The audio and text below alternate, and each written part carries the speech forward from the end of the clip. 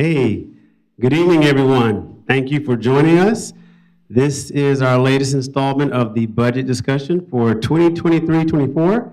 Thank you for our in-person audience, as well as our online viewers who are joining us as we talk about our budget year for fiscal year 23-24. We're going to go ahead and get started. We want to talk first about the budget cycle, where we're at in it, and how it affects what we do. Right now, we're in the development phase. I can tell you that as a staff, we have been in budget meetings all week long, and they are very productive as we are making sure that in this year that is not looking very favorable, which we kind of saw this coming in some ways, that we are scrutinizing all of our expenses, which is what we need to do to make sure that we get to a balanced budget. After this process, we're going to review the budget. We'll present it to the commission. We will give them some projections. We will give them some recommendations, and then they will make some tough decisions on how we move forward. We'll adopt the budget at the end of the summer for our fiscal year, which begins on October 1st, and then we will go to implementing and monitoring and amending the budget as the normal budget cycle continues. What we want to show and tell people is that we as Northport are growing up. We are a relatively young city, and when you look at some of the surrounding cities around us, such as Tampa and St. Pete, you can see that Tampa went from 125,000 people to 275,000 people in a 10-year window, and St. Pete went from 97,000 to 181,000 in the same 10-year window. In Northport, to the far left, you can tell that we were not even incorporated at the time, and then we had 187 people. And what this shows is that we are just at the right point of our growth curve. We are growing very, very fast, second fastest growing city in the country, and that comes with pros and cons, mostly pros, and we're proud of what we're doing and where we're going. But it's sort of trying to explain to everyone, every city goes through a growth spurt, and our time just happens to be right now. The commission has made some decisions on what the priorities are for our city, and it starts with safe community. We must make sure that everyone feels safe as it relates to them wanting to be here. No one wants to be anywhere where they do not feel safe. The quality of life, the city will always provide programs that will impact what you do and how you want to live your life in the city, and that's part of our priorities, and we take it very seriously. The growth that I talked about earlier, economic development and growth management, being the second fastest growing city, I feel like we've embraced it, and we're still going through the learning curves of what does that mean. We're still entertaining more people to come. We're still trying to be balanced and responsible with that growth, make sure it's in the right spots in our city, and make sure it's very spread out through our city.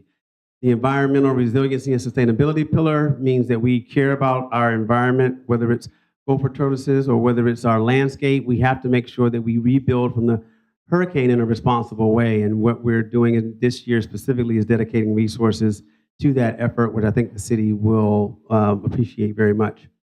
Infrastructure and facilities, this government is typical to most governments that have kicked the can down the road. We are putting money back into our facilities. There's a lot of hard conversations upcoming, whether they're water control structure conversations or police headquarters conversations, but this is how a city like ours grows. We are communicating with our elected officials and making sure that we use third-party independent experts to ensure that we provide the right information to them so they can make the best decisions.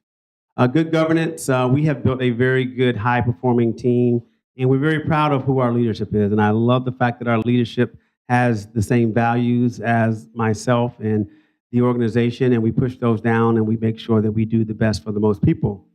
The disaster relief and recovery is the new pillar that the commission decided upon this year in their strategic planning session with our consultant. And that one we want to keep track of because we know that Hurricane Ian was a once in every 500-year storm, but make no mistake, we will be recovering from it for a while.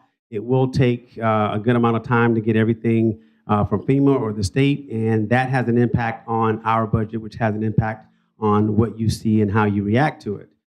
The pillars, expenditures by general fund. The general fund is our main fund with the city, so when you think of how your property taxes are used to pay for a lot of things, that's our main tax, and that's the main one people think of when they think of income for the city. When you look at how it's broken out, as I said earlier, safe community, whether we're talking about our police department or our fire department and first responders, we have to make sure those things are in place, and that's how you see a lot of the funding spent in this particular pillar.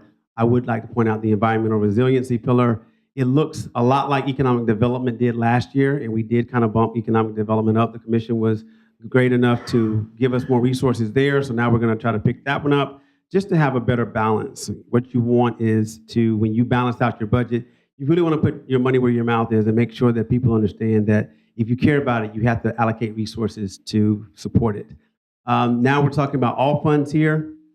When you look at all funds, infrastructure and facilities integrity is at nearly $63 million, and that's just because of the volume of what it takes to actually keep the buildings and everything in our city up to speed. I think that we've all seen recent examples of other jurisdictions where it was maybe a living unit or a garage that has collapsed, and you really need to make sure that we're proactive. And when we talk about our water control structures here in this city that we know are affected by rains, floods, and hurricanes, we have to make sure that we replace them in a proactive way, and we cannot wait for something to break down on us to get the attention that it needs. So here we have a in-person poll. It actually would allow you to say, how do you feel about the city spending? One is, I don't think the city is investing enough in the right areas for our community. Two, I think their spending choices are just right. Three, I think they are spending too much money in the wrong areas. And four, I don't have enough information to answer the question. I'm not going to call on anyone specific or look at anyone specific, but if I were, the answer from her would be number four. She doesn't have enough information, so we're going to give her some more information, and she's going to answer that question. I love it. So which strategic pillar should we be spending more money on? These are the same ones that I just showed her, and as she is still gathering her information, the point of the exercise that we're showing is that we really want to hear from the people who are involved in the process. Your voice matters. The reason why we're having these meetings is to get your input. The reason why we answer all the questions is because we want your input. And this is just the beginning of the outreach that you can have as you participate in developing our budget. There's going to be plenty of meetings with our commission. They're going to have workshops. They're going to have public comment. They're going to meet with you, and all these things will allow you to actually participate in the process. Next question was, how do you propose we pay for the longer-term needs? We're talking about the water control structures and the police headquarters that I referenced earlier. And when you say, did you do that or did someone else do that? Someone else said, let our kids figure it out. Thank you, random person. But I will say that has been the mantra of what a lot of our country has gone through, which is to let our kids figure it out. In all honesty and seriousness, we need to have a plan. And that's the point. You have to have a plan. When we see things on the horizon, you have to look more than just 1 year out now. And we were talking about that vision. We have to be able to say, what do we expect to happen? Right now, we're just looking at this current year, and that's the way we've done. But I want us to challenge ourselves to say, we need to be better prepared for 3 and 4 years down the road. I think it's very important. So Northport, by the numbers, we're nearly at 82,000 people in our city, which, again, we're growing at a rate of 5.5% per year, which is more than double the 2.2% of a normal year. So our growth spurt is still continuing. We continue to get recognized for our budget presentations from finance, which verifies that you have the right people in the right seat as far as leadership goes. Streets and sidewalks and utilities, please take a look at some of this information as it relates back to the volume of what we do. We're talking about a city of 82,104 square miles. Our Parks and Recreation Department keeps getting awards, and the Aquatic Center attendance keeps rising each year, and those things will help us improve the quality of life for everyone who wants to be here. And solid waste, the volume of the residential collections, of course, is going to increase as we head from 82,000 people to 100,000 people in the next 3 to 5 years. When you look at a sample bill from the city of Northport, even though that millage rate at the very top has stayed constant at 3.7667, you can see that the bill has gone up in the bottom right-hand corner, and that's because the property value has gone up. And we know that we are in a very unique time for property values, but we believe the market has sort of cooled itself off. We will not see the extra revenue that we saw last year, but we should hopefully see something better than what we traditionally have had, and that would be great for us as we try to balance our budget.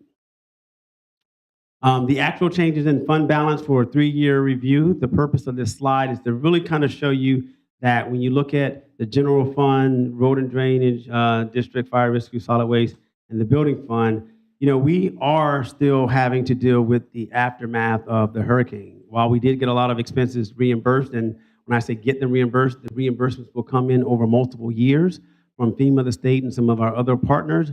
We really need to be grateful that we were in a position to have a good rainy day fund to help us get through this disaster.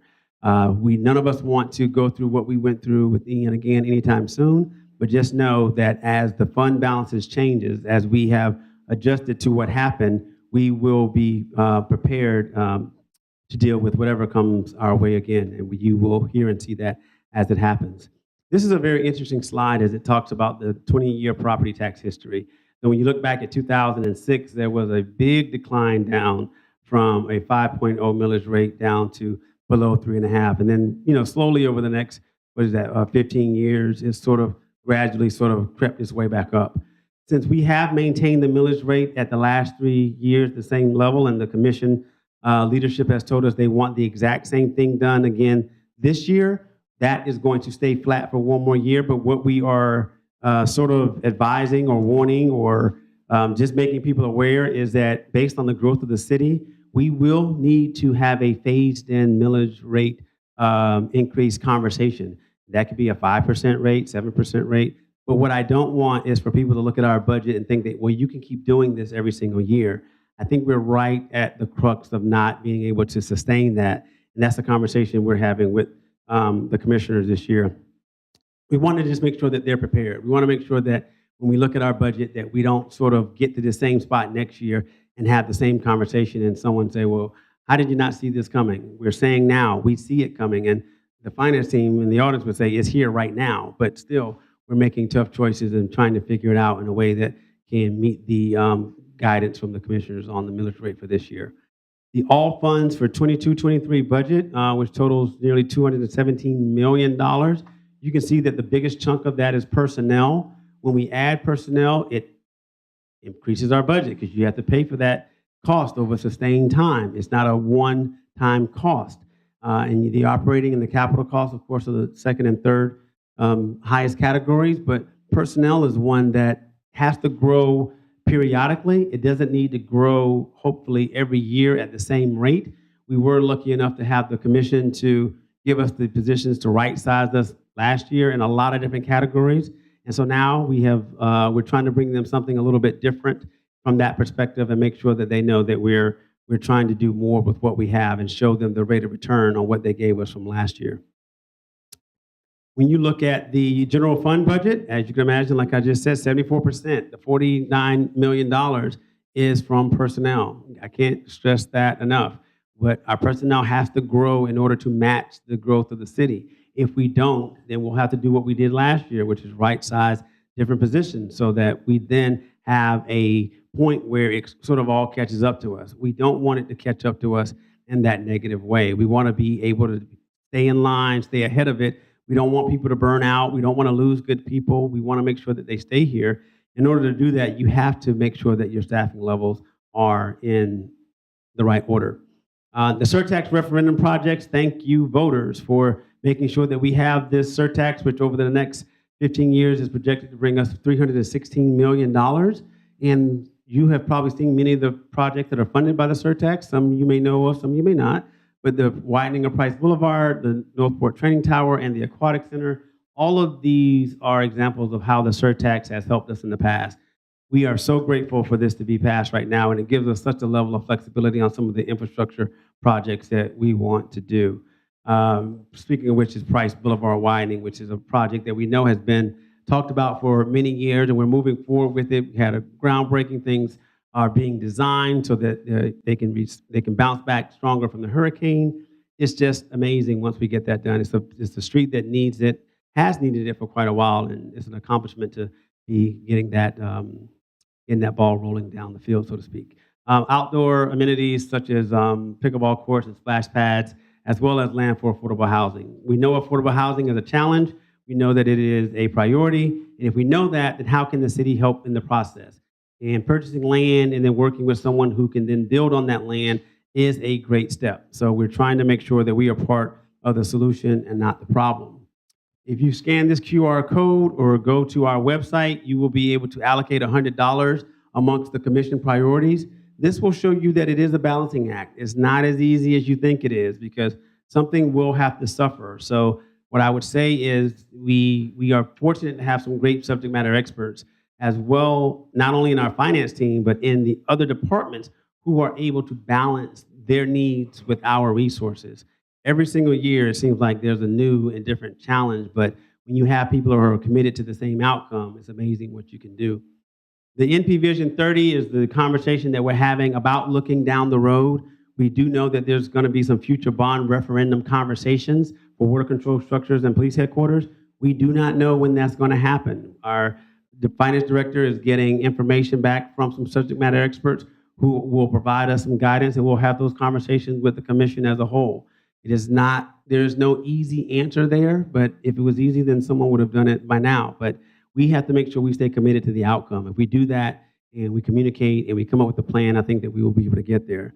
The millage rate trajectory, like I just said, we're going to have to figure out what does that mean in order to keep up with the expenses of everything that's going up in the world, as well as the personnel increases that we have to have in order to match the growth of our city.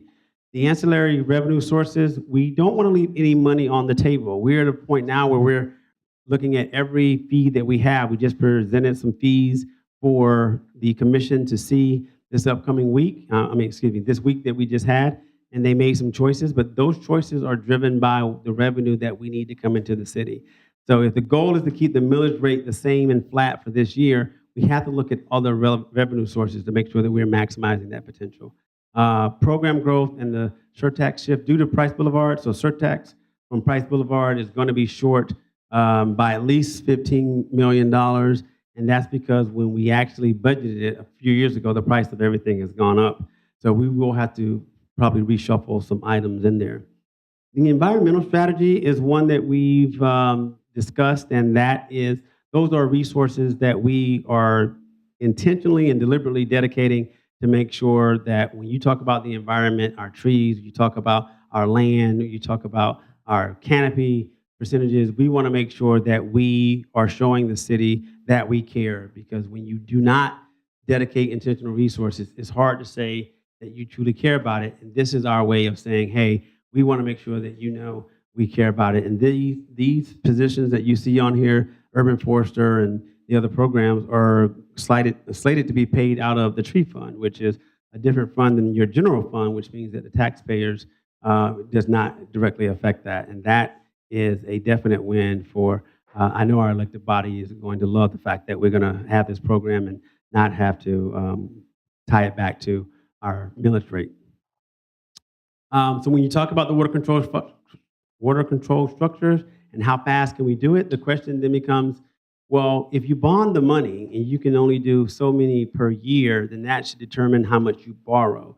So when you do that math and then you sort of backtrack into when do you actually want to get started and when you want to ask for the approval from the community, it sort of paints a picture for you. And that's what we're working on right now. The timeline is going to be important on that. Like I said, we're talking to people and experts for their analysis. And there's going to be pros and cons to whatever we do. There's going to be feedback, and there's going to be decisions that have to be made because the economic development growth of our city is not slowing down. We're talking about 82,000 people now, 100,000 people in 3 to 5 years. Employment, we need to increase. 90% of our employees, 90% of the people in this city commute out of the city for employment. We need to keep those people here. We want them to be here.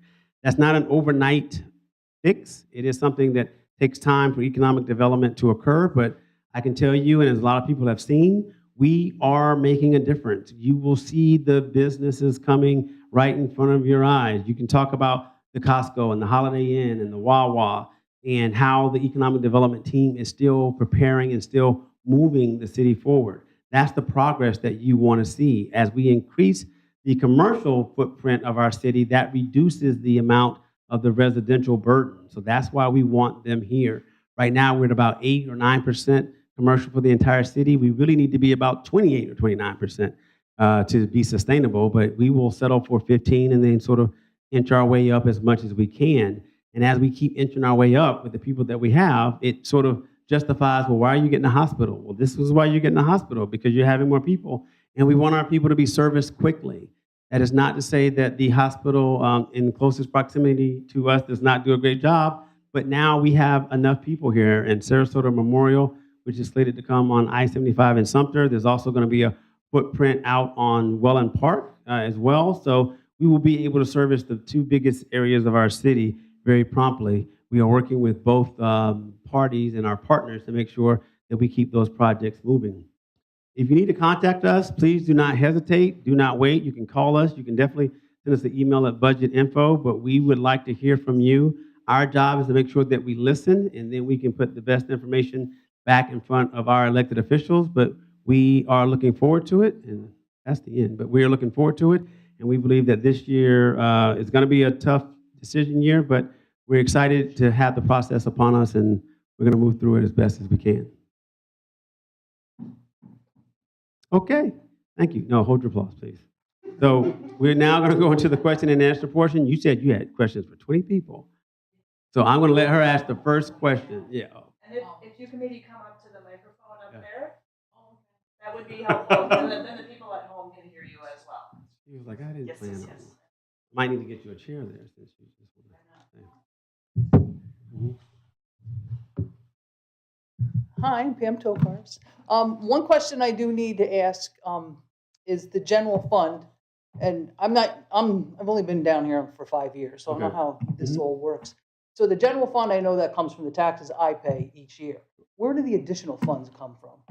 So you're right. The general fund comes from normally your property tax. Yeah. We have other funds like the building fund. They come from different fees that are charged from the services that we provide. We have utility funds that come from the different utilities we provide, and it goes there. There are different buckets, and even Warm Mineral Springs has its own fund from things that are generated from that specific entity. When you think about the different funds, if you think about the different uses that categorize them, that's normally how we receive them as a city. Oh, okay.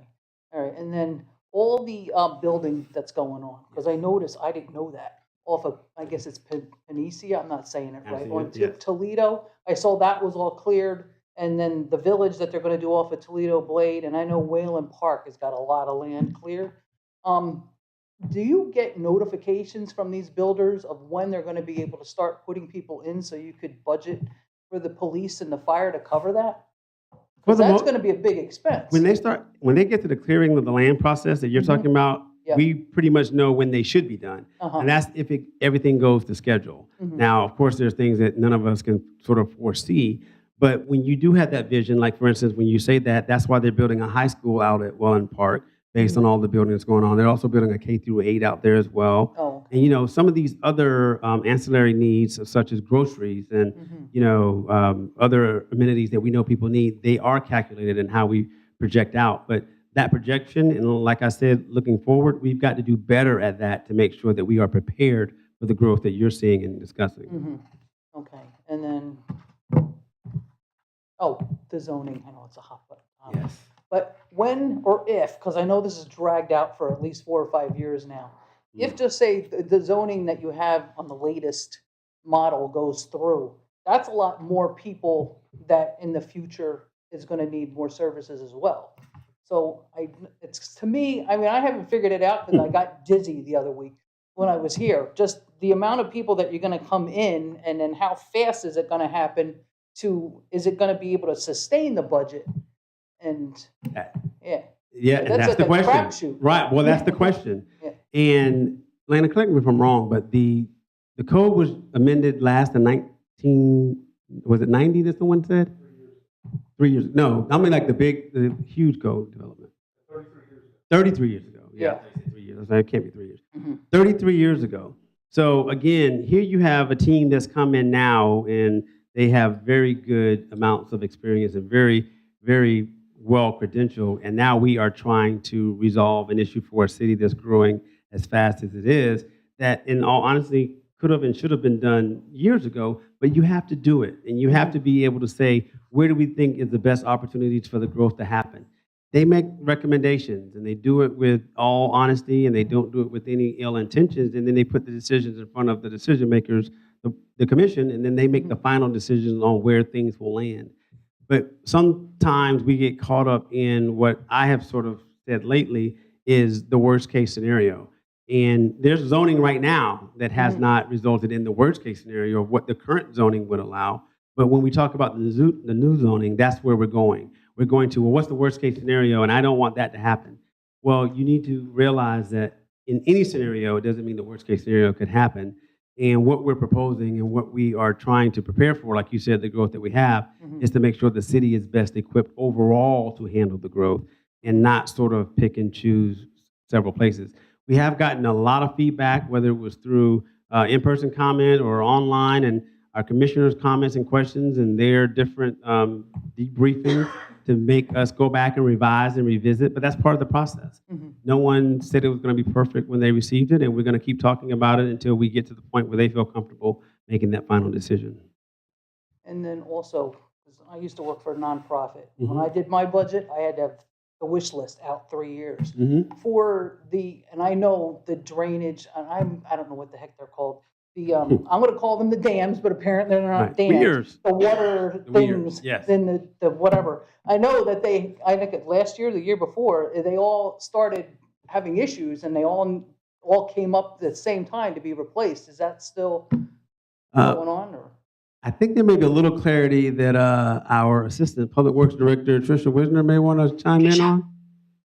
Because she looks like she's like, let me clean that up for you, sir. Yes. But what I will say is, during the hurricane, when it was believed that a dam broke or one of the water control structures fell, it was actually the land that gave out based on it's not being able to handle the storm. But yes, ma'am. Good afternoon. I'm Tricia Wisner, Assistant Public Works Director. We have 64 structures. We have 13 of them have been replaced over the last few years, over the last 14 years. So we do have about 51 structures that will need to be addressed. Right now, we're budgeted to fix one a year. Okay. So it's not year. quite the right rate. I know. Well, that's the whole thing is like, I hope my house isn't anywhere near. Right. Well, thank you, They ma'am. are working, but Right.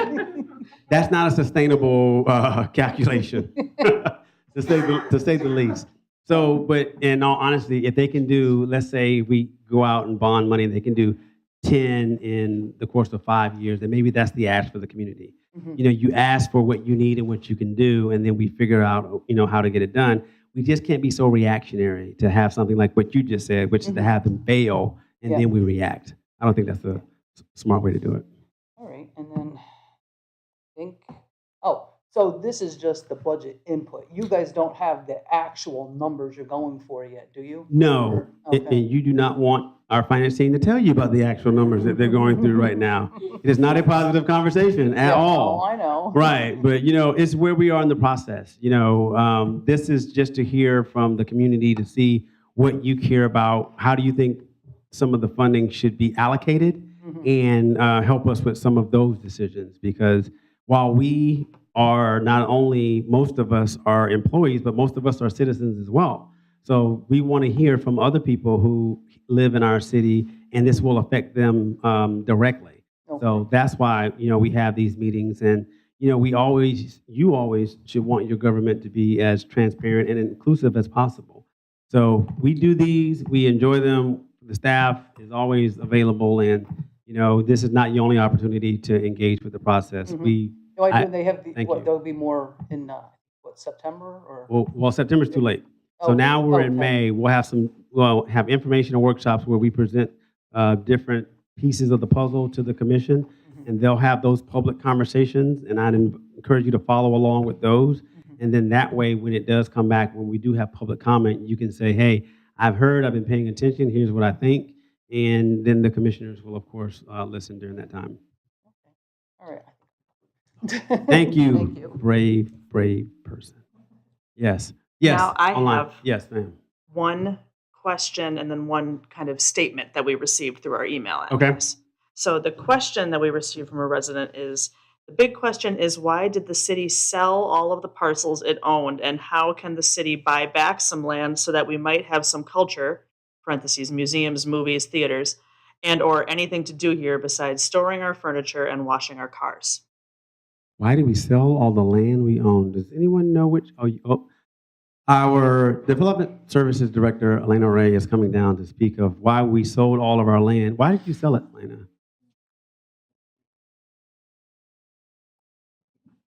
And what did you do with the money when you sold all our land? Right, because we need it now. Good evening, Elena Ray, Development Services Director. Northport has a unique history in that it was pre-platted by General Development Corp.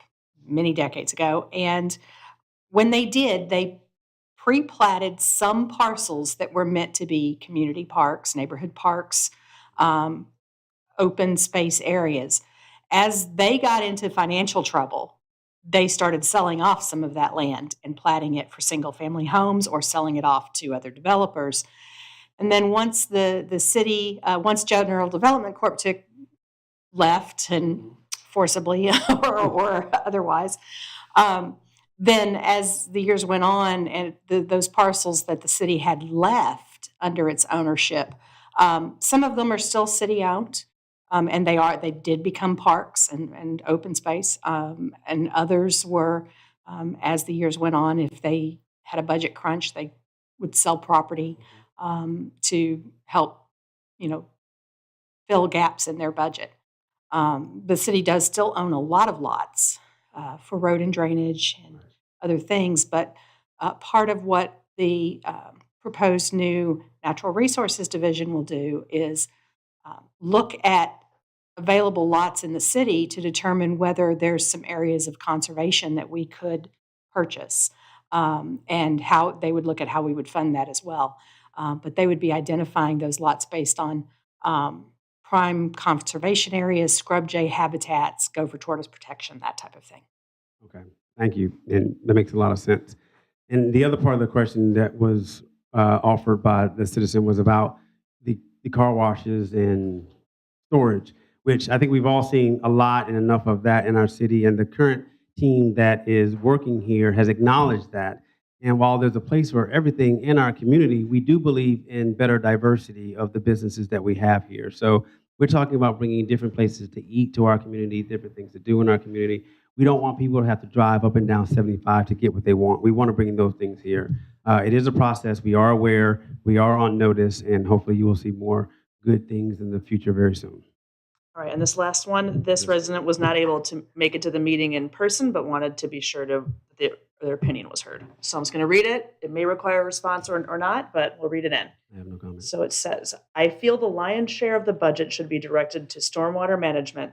These other projects, such as more mineral springs, mean nothing if our residents are continually flooded out of their homes and streets become impassable rivers. Please do the right thing and hire the appropriate engineers to reevaluate and restructure drainage systems throughout the city. No doubt this would be a lengthy process. However, it is critical that you begin this undertaking now. That's that. I think we would agree with the premise there. And, the big slew study that was done in, was it maybe 2019? Last one that was done. We've sort of brought that study back out to this commenter's point and said, well, what were the recommendations that we didn't do then, and what can we do now? Because we have to make sure that if there's some way to move the needle to address the flooding, it needs to be a conversation that we have right now. So in lieu of a hurricane, we have areas in our city that floods too often for any of us to sort of tolerate. So it is a priority. We recognize the project, and we will work on it as we can. So thank you for that question. Okay, so that's the final question for today. We'll get you out of here on that. We thank you for your participation, and thank you, ma'am. Thank you for being here. All right, everyone, have a good night. Stop it. Stop it.